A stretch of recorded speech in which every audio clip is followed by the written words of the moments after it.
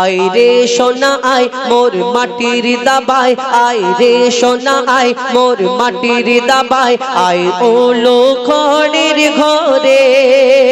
ও মোর নূর মোর ছেড়া মাদুর, ও মোর নূর মোর ছেড়া মাদুর, তোকে রাখবো বুকে করে। আয় রে সোনা আয় মোর মাটির দাবায়, আয় রে সোনা আয় মোর মাটির দাবায়, আয় ওলো খড়ের ঘরে। ও মোর নূর মোর ছেড়া মাদুর, ও মোর নূর মোর ছেড়া মাদুর, তোকে রাখবো বুকে করে। আয় রে সোনা আয় মোর মাটির দাবায়। আমার নবী মা আমিনা, আমার নবীকে নিয়ে মা আমিনা আরো কি বলতে থাকে কবি ছন্দের মাধ্যমে আরো কি লিখছে দেখুন। মক্কা মদিনার অলি গলি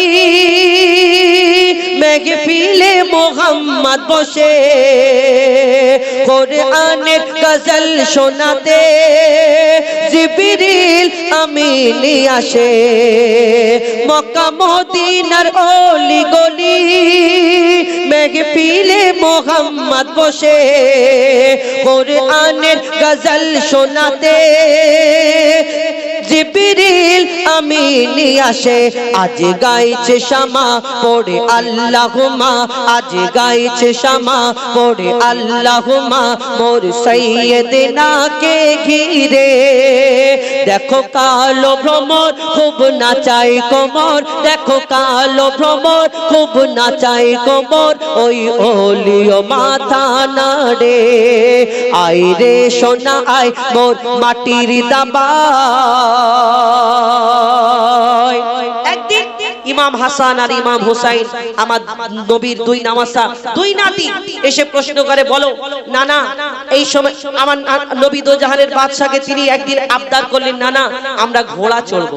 কিন্তু আমার নবী তার নাতিদের নওয়াসাদের এত ভালোবাসতেন, তিনি আমার নবী চিন্তা করলেন এখন ঘোড়া কোথায় পাবো, আর যদি ঘোড়াটা না চড়ায় তাহলে আমার নাতিদের মনটা খারাপ হবে। তিনি জমিনে হাত রাখলেন, আর হাত রাখার ফলে বলে, শোনো আমার পিঠের উপরে ওঠো, তোমরা ঘোড়া চড়ো, আমি ঘোড়া সাজবো। আর আমার নবীর পিঠে উঠে কেউ পাগড়ি ধরে টানাটানি করছে, কেউ দাড়ি মুবারক ধরে খেলা করছে। মা ফাতেমা দূর থেকে দেখা পেয়ে মানে ভাবছে যে আমার আব্বার কত কষ্ট হচ্ছে। মা ফাতেমা যখন তাড়া করতে যায়, বারণ করতে যায়, তখন আমার দয়ার নবী কি বলে, আর আমার নবীর পিঠে উঠে ইমাম হাসান ইমাম হোসেন প্রশ্ন করে, বলো ইমাম হাসান ভারী না ইমাম হোসেন ভারী? যদি তারা কষ্ট পাবে বলে তাই তারা নবী ঘোড়া সাজলেন, কিন্তু পিঠে উপরে উঠে একটা প্রশ্ন করলেন, যদি হাসান ভারী বলে তাহলে ইমাম হোসেনের মনটা খারাপ হবে। কি উত্তর দেয় কবি ছন্দের মাধ্যমে আরো কি লিখছে দেখুন। আলীর জোড়া চড়ে ঘোড়া, হাসান হোসেন নবীর সওয়ারি, বলো বলো গো মোদের নানা, হাসান ভারী না হোসেন ভারী? মা জোহরা করে তাড়া, বলে দাঁড়া রে আনছি ছড়ি, কিছু বলো না ও ফাতেমা, আমি নানা সব সইতে পারি। কেউ পাগড়ি ধরে, কেউ দাড়ি ধরে, কেউ পাগড়ি ধরে, কেউ দাড়ি ধরে, যেন দুজনে ঘোড়া চড়ে। ওরে হোসেন হাসান তোদের ওজন সমান, ওরে হোসেন হাসান তোদের ওজন সমান, নানা জানকে দে এবার ছেড়ে। আয় রে সোনা আয় মোর মাটির দাবায়। শেষ কথা, আমাদের সকলকে কিন্তু দুনিয়া ছেড়ে চলে যেতে হবে, সকলকে মৃত্যুর স্বাদ চাখতে হবে। কেন কোরআনে আল্লাহ উল্লেখ করলেন যে কথা, যে দুনিয়াতে জন্ম নিয়ে এসেছে তাকে দুনিয়া থেকে বিদায় নিতে হবে, এটা সবাই জানে। আর কিছু কিছু মানুষ আমরা আছি মনে করি দুনিয়াতে এসেছি আর কোনোদিন যাব না। আমরা ভুল করি, গুনাহ করি, ছেলে পুলের ভবিষ্যৎ করার জন্য লক্ষ লক্ষ টাকা, ওই টাকা ব্যাংকে ফেলে দিলাম, ফিক্স করে দিলাম, টাকা সুদে সুদে বেড়ে গেল, আর ছেলে মেয়ে ভবিষ্যতে বড় হয়ে ওই টাকাটা দিয়ে বিয়ে শাদী দেওয়া হবে এবং সংসার করবে বা ওই কাজ কারবার করবে, আরামে থাকবে।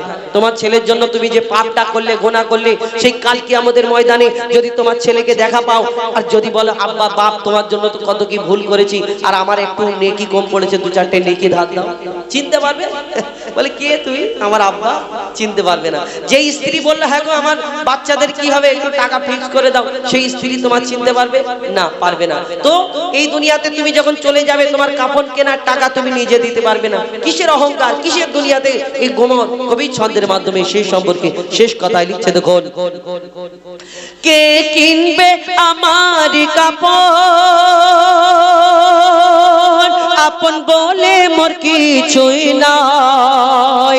দেখো দেখো মোর দু হাত খালি, নিজের বলে মোর কিছুই নাই। আমার জমানো ধন দৌলত আপন জনা সব নিয়ে নিল, মোর মরণ যখন ঘনিয়ে এলো আমায় তখন সব ভুলে গেল।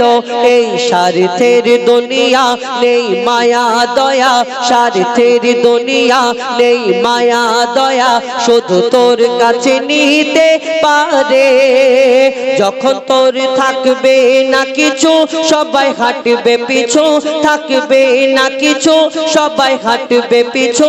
আবুল কালাম অসহায় থাকবি পড়ে, আবুল কালাম অসহায় থাকবি পড়ে।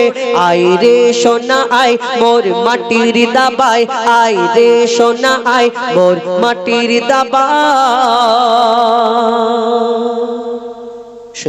ফরমাইশ মোতাবিক গজল আপনাদের সম্মুখে একবার দেবে নাকি? আস্তে করে জোরে করে দাও, নারে তাকবীর। সামনে যতক্ষণ থাকবে ততক্ষণ আওয়াজ। এখানে কি বলুন তো এরকম পাটা চটচট করছে। ও ও আচ্ছা আচ্ছা। তো তো শুনলেন, জানি না আপনাদের কেমন লাগছে। আমরা বিশেষ করে উত্তর 24 পরগনায় যখন অনুষ্ঠান করি কনফিউজ হয়ে যায়। কেন? আমাদের ওইদিকে কি হয়, ভালো লাগলে বলে দাদা ঠিক আছে ঠিক আছে, আবার একটু যদি এই নরমাল মতো হয় দাদা এইরকম না এরকম গান।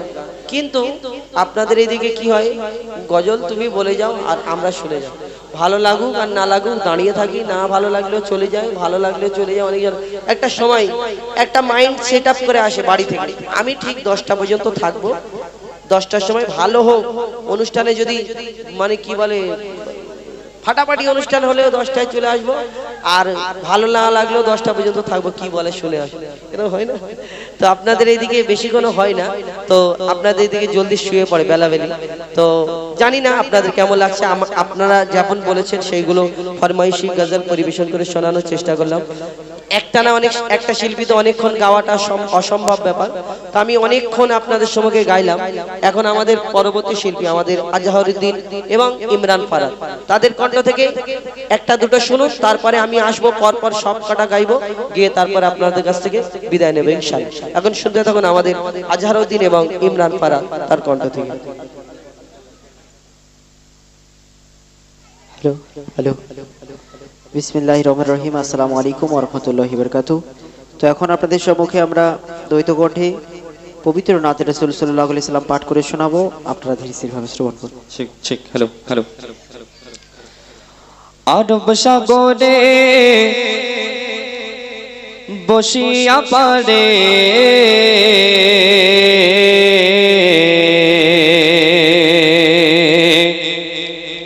কাঁদে আমি আমার নবীর দেখার তরে রে,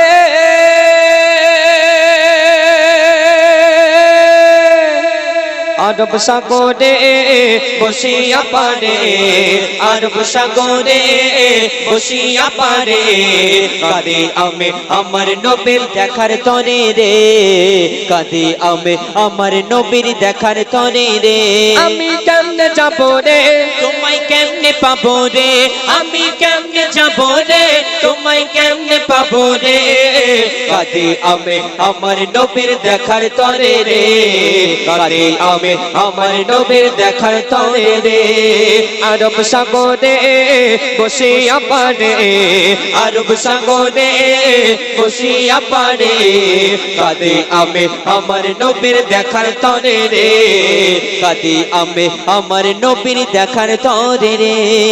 আরব সাগর শুকিয়ে যায় মদিনাতে যায়, এইভাবে মুই মুই কতদিন থাকবো অপেক্ষায় আরব সাগর শুকিয়ে যারে মদিনাতে যায় এইভাবে মুই কতদিন থাকবো অপেক্ষায় সাগর পাড়ে বসে আমার সাগর পাড়ে বসে আমার সময় কাটে রে কাটে আমি আমার নবীর দেখার তরে রে কাটে আমি আমার নবীর দেখার তরে রে আরব সাগরে বসিয়া পারে আরব সাগরে বসিয়া পারে কাটে আমি আমার নবীর দেখার তরে রে কাটে আমি আমার নবীর দেখার তরে রে কত কাফের দেখেছিল আমার নবীজিকে আমি অধম তাকিয়ে রই ওই মদিনার দিকে কত কাফের দেখেছিল আমার নবীজিকে আমি অধম তাকিয়ে রই ওই মদিনার দিকে সদাই ভাবি আল্লাহ রাজি সদাই ভাবি আল্লাহ রাজি কবে কবে রে কাঁদে আমি আমার নবীর দেখার তরে রে কাঁদে আমি আমার নবীর দেখার তরে রে আরব সাগরে বসিয়া পারে আরব সাগরে বসিয়া পারে কাঁদে আমি আমার নবীর দেখার তরে রে কাঁদে আমি আমার নবীর দেখার তরে রে ওই মদিনার দৃশ্যগুলি আঁকি মনের মাঝে কল্পনাকে করতে সফল কাঁদে সকাল সাজে ওই মদিনার দৃশ্যগুলি ওই মদিনার দৃশ্যগুলি আঁকি মনের মাঝে কল্পনাকে করতে সফল কাঁদি সকাল সাজে জানি না মোর আশা কবে জানি না মোর আশা কবে পূরণ হবে রে কাঁদি আমি আমার নবীর দেখার তরে রে কাঁদি আমি আমার নবীর দেখার তরে রে আরব সাগরে বসিয়া পারে আরব সাগরে বসিয়া পারে কাঁদি আমি আমার নবীর দেখার তরে রে কাঁদি আমি আমার নবীর দেখার তরে রে শেষ কথার মাধ্যমে কবি লিখছেন শোন জানি আমি ওই মদিনা জানি আমি ওই মদিনা ভারত হতে দূরে খোয়াব মাঝে দিও দেখা ও গো নবী মোরে জানি আমি ওই মদিনা জানি আমি ওই মদিনা ভারত হতে দূরে খোয়াব মাঝে দিও দেখা ও গো নবী মোরে কবি কাইজার ছন্দ লেখে কবি কাইজার ছন্দ লেখে নবী তরে রে কাঁদে আমি আমার নবীর দেখার তরে রে কাঁদে আমি আমার নবীর দেখার তরে রে আমি কেমনে যাব রে তোমায় কেমনে পাবো রে আমি কেমনে যাব রে তোমায় কেমনে পাবো রে কাঁদে আমি আমার নবীর দেখার তরে রে কাঁদে আমি আমার নবীর দেখার তরে রে কাঁদে আমি আমার নবীর দেখার তরে রে কাঁদে আমি আমার নবীর দেখার তরে রে শুনলেন ডুয়েট কণ্ঠে পবিত্র নাত রাসূল। তো এখন আমরা সময় কেমন ওস্তাদ এমডি হুযায়ফা আদা কিছু ফার্মেসি কালাম এবং কয়েকটা নিত্য নিত্য কালাম পরিবেশন করে তারপর আমরা শেষের দিকে আসবো ইনশাআল্লাহ।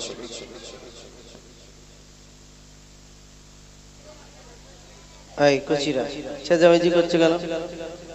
বসে চুপ করে। তো এবার আপনাদের সঙ্গে দুটো একটি গজল বলি, তারপরে কেন কালকে জলসা আছে, এই জলসাতে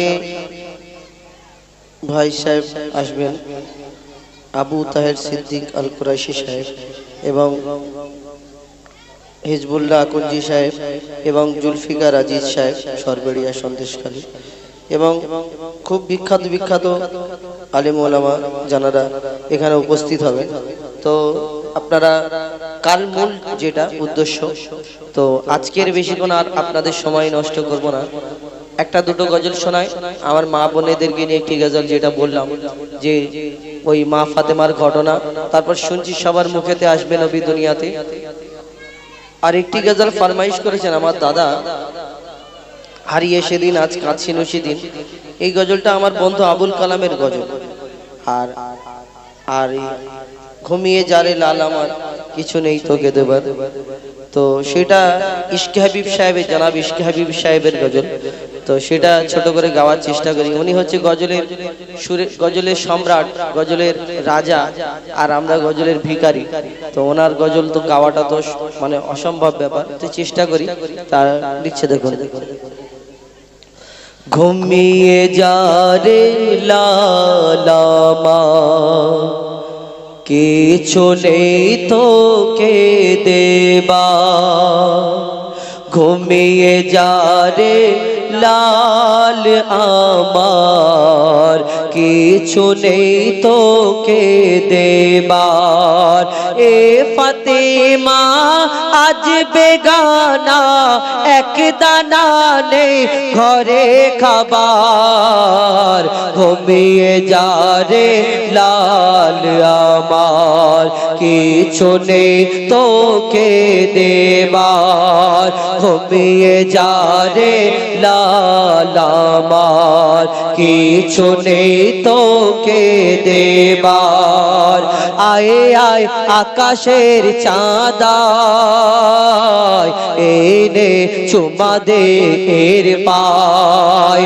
আয়ে আয় আকাশের চাঁদা, এনে চুমা দে এর পায়। মোর মাসুমলি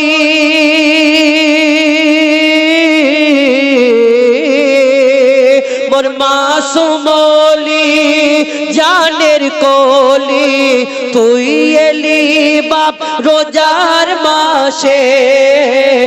একটু দুধ খারে শুধু, মধু নিয়ে দেখে আসে। হুর মালিকা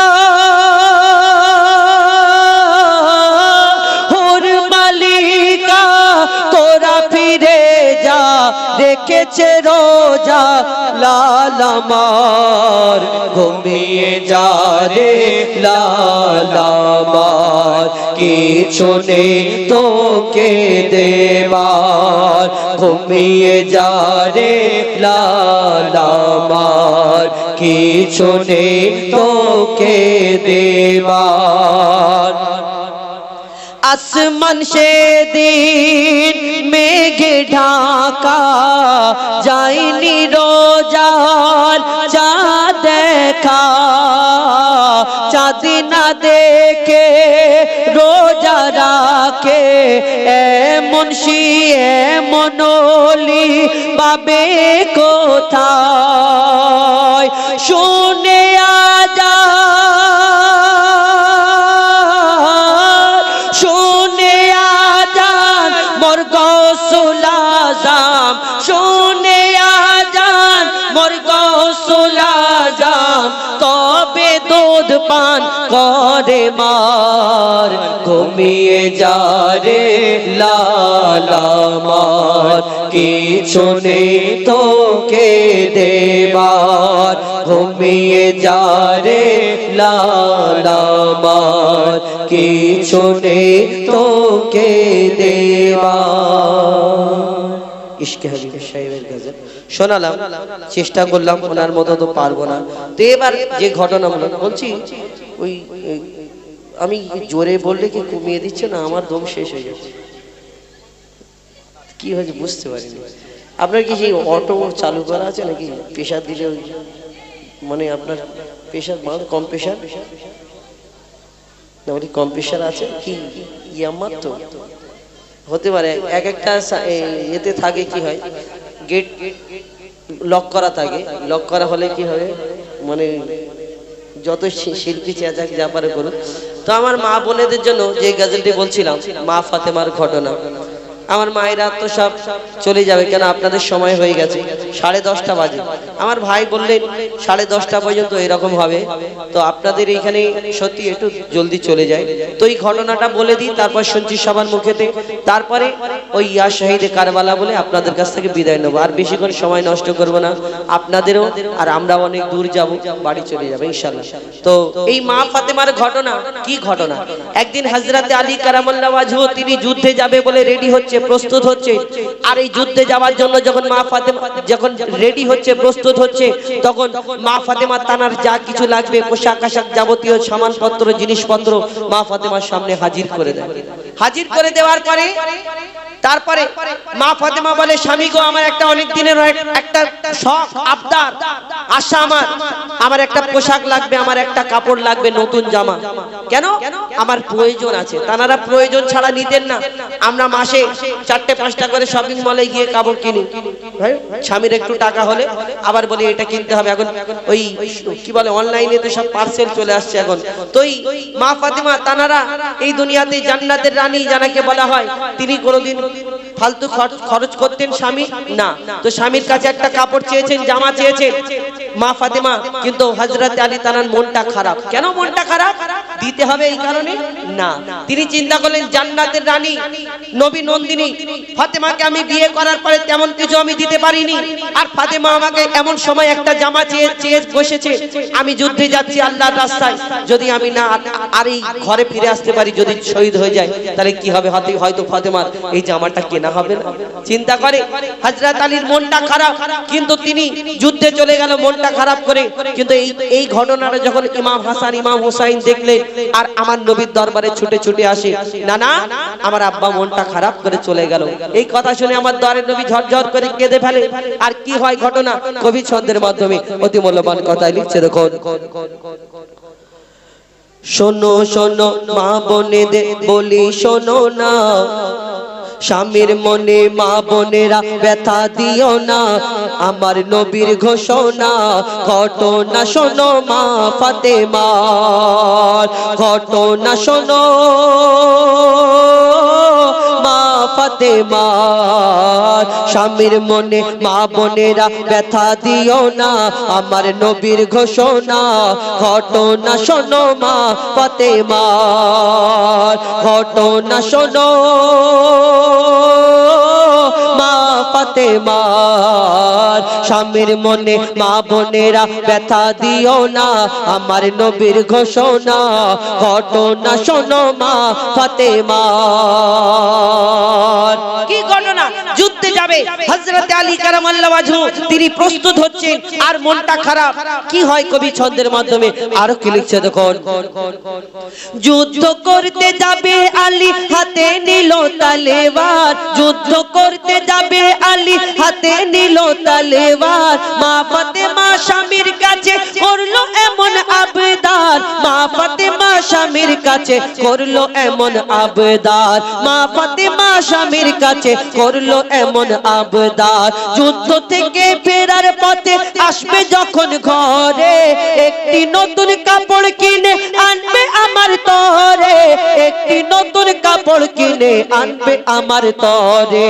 এই কথা শুনে হযরত আলী বড়ই দুঃখ পায়, যদি আমি শহীদ হয়ে যাই, কে আনবে বলো কাপড় তোমার, কে আনবে বলো কাপড় তোমার, স্বামীর মনে মা বোনেরা ব্যথা দিও না, আমার নবীর ঘোষণা ঘটনা শোনো মা ফাতেমার। হযরত আলী মনটা খারাপ, আস্তে আস্তে চলে যা, আমার ফাতেমা কোনোদিন চাই না এই সময় আমাকে আবদার করলো, মনটা খারাপ করে যুদ্ধে চলে যায়। তারপরে কি ঘটনা, যখন ইমাম হাসান ইমাম হুসাইন ছোট্ট দুই নামাসা দুই নাতি আমার নবীর দরবারে এসে হাজির হয়, নানা গো, আমার আব্বা মনটা খারাপ করে যুদ্ধে চলে যায়। কেন যুদ্ধে চলে যায়? আমার আম্মা এই কথা বলেছে, তাই তার মনটা খারাপ।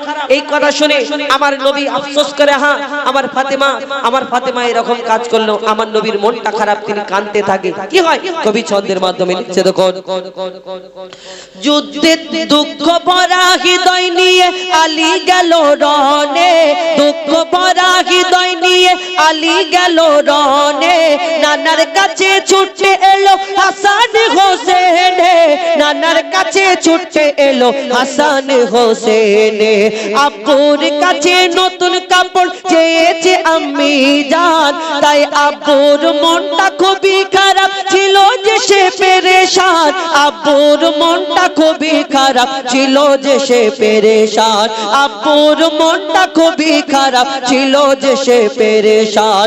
এই কথা শুনে দয়া দয়ার নবীর কান্না থামে না। কি ভুল করলো ফাতেমা, কি করলে বলো বেটি আমার, কি করলে বলো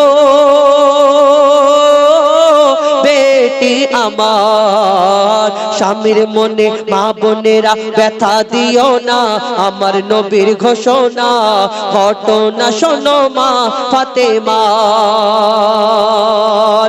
একদিন হয়ে গেল, দুদিন হয়ে গেল, 3 দিন হয়ে গেল, আমার নবী মা ফাতেমার ঘরে রোজ যেতেন, কিন্তু 2 দিন 3 দিন হয়ে যায় মা ফাতেমার ঘরে আর আসে না।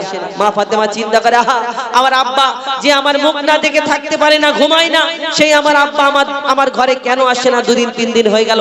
ছুটে ছুটে মা ফাতেমা দয়ার নবীর দরবারে পৌঁছে যায়। আর পৌঁছানোর পরে দয়ার নবী মা ফাতেমার আওয়াজটা শুনে তিনি অন্যদিকে ঘুরে গেলেন, মা ফাতেমার মুখের দিকে তাকায় না। আর মা ফাতেমাকে সেদিন কি বলে? মা ফাতেমা প্রশ্ন করার পরে কবি ছন্দের মাধ্যমে সেরকম, যার মুখ না দেখে ঘুমাতো না দয়ার নবীজি আমার, যার মুখ না দেখে ঘুমাতো না দয়ার নবীজি আমার, আর রাতের পরে রাত কেটে যায় মুখ দেখে না ফাতেমার, রাতের পরে রাত কেটে যায় মুখ দেখে না ফাতেমার, রাতের পরে রাত কেটে যায় মুখ দেখে না ফাতেমার, রাতের পরে রাত কেটে যায় মুখ দেখে না ফাতেমার। মা ফাতেমা ছুটে এলো আব্বা জানের কাছে, তবু বেটির মুখ দেখে না পেছন ফিরে আছে, তবু বেটির মুখ দেখে না পেছন ফিরে আছে। বলছে নবী, ও গো বেটি বাড়ি ফিরে যাও, আগে স্বামীর কাছে ক্ষমা চাও, তবে করবে ক্ষমা আল্লাহ আমার, তবে করবে ক্ষমা আল্লাহ আমার। স্বামীর মনে মা বোনেরা ব্যথা দিও না, আমার নবীর ঘোষণা ঘটনা শোনো মা ফাতেমা। মা ফাতেমা এই কথা শুনে তিনি কাঁদতে কাঁদতে ছুটতে ছুটতে আর নিজের ঘরে পৌঁছে যায়। দরজাটা বন্ধ করে তিনি হেলান দিয়ে দরজায় বসে থাকে। আমার স্বামী কখন আসবে, আমার স্বামী কবে আসবে? এই স্বামীর জন্য, এই স্বামীর মনে কষ্ট পেয়েছে, তাই আমার নবী আমাকে এই দুনিয়াতে, আমার নবী কষ্ট পেয়েছে, আর আমার নবী যদি কষ্ট পায় আমার আল্লাহ কষ্ট পাবে। মা ফাতেমা চিন্তা করে আমার স্বামী কখন ঘরে ফিরবে। একটা সময় টুকটুক করে দরজায় আওয়াজ হয়, ফাতেমা দরজা খোলো। দরজা খোলার পরে মা ফাতেমা তিনি সব ঘটনা বলে, সবকিছু ওই যা কিছু লাগে তার স্বামীর সবকিছু যোগান দিয়ে ইন্তেজাম করে দিয়ে তার স্বামীর পা দুটোকে জড়িয়ে হাউ হাউ করে কাঁদে, স্বামী গো তোমাকে কষ্ট দিয়েছি, তুমি আমার কথায় কষ্ট পেয়েছো, তাই আমার নবী আমার প্রতি কষ্ট পেয়েছে, আমার আল্লাহ আমার প্রতি কষ্ট পেয়েছে।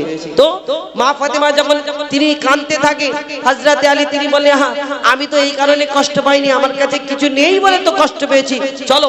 তখন মা ফাতেমাকে নিয়ে আমার দয়ার নবীর দরবারে যায়। তারপরে কি হয় আর আমার নবী কি বলে শেষ কথায় লিখছে দেখুন, যুদ্ধে থেকে যুদ্ধ হতে হযরত আলী এলো যখন ঘরে, চাইছে ক্ষমা মা ফাতেমা পা দুটোকে ধরে, চাইছে ক্ষমা মা ফাতেমা পা দুটোকে ধরে, ক্ষমা করে দাও আমারে আর করব না এমন ভুল, ক্ষমা করে দাও আমারে আর করব না এমন ভুল, আর তোমার মনে দুঃখ দিলে ব্যথা পাবে খোদার রাসূল, তোমার মনে ব্যথা দিলে ব্যথা পাবে খোদার রাসূল।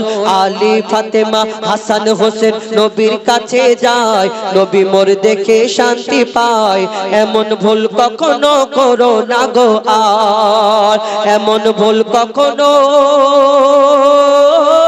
করো না গো আর, স্বামীর মনে মা বোনেরা ব্যথা দিও না, আমার নবীর ঘোষণা ঘটনা শোনো মা ফাতেমা। সব শেষ, শুনে রাখুন, জানালাম স্বামীর মনে কষ্ট দেন, স্বামীর উপরে জোরে জোরে কথা বলেন, স্বামীর উপরে বড় বড় মুখের উপরে কথা বলেন, তারা খাস করে শুনে রাখুন আমার দয়ার নবীর কি ঘোষণা, যারা স্বামীকে কষ্ট দেয় তাদের জন্য কবি ছন্দের মাধ্যমে লিখছে দেখুন, বলছে নবী আল আরাবী শোনো বেটি ফাতেমা, আলী যদি আজ তোমাকে না করি তো ক্ষমা, আলী যদি আজ তোমাকে না করি তো ক্ষমা, আমি তোমার আব্বা তোমাকে ক্ষমা করতাম না, আমি তোমার আব্বা তোমাকে মাকে ক্ষমা করতাম না, স্বামীকে যে দুঃখ দেবে আমি তাকে চিনব না।